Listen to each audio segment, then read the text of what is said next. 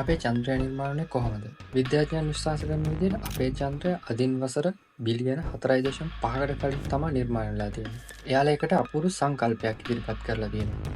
ඒකට කියන්නේ මහා ගැටුම් න්‍යායවත් ගේන් ඉම්පැක්ට් හයිපොතෙසිස් කියලා.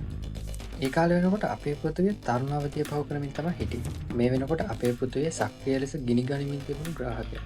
ඒක සරලවම කිව්වොත් උණුසුම් ලාව ගොඩක්.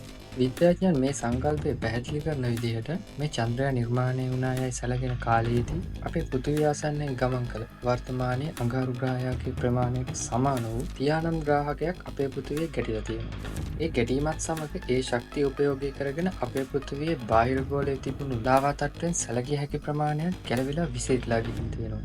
ඒ පෘථිවියෙන් ගැලවී ගිය කොටස් පෘථිවියේ ගුරුත්වාකර්ෂණ බලය නිසා ඈතට විසිරී යාමට නොදී පෘථිවිය වටා කක්ෂයක් නිර්මාණය කරගනිමින් ඒ වටා ගමන් කරලා තියෙනවා.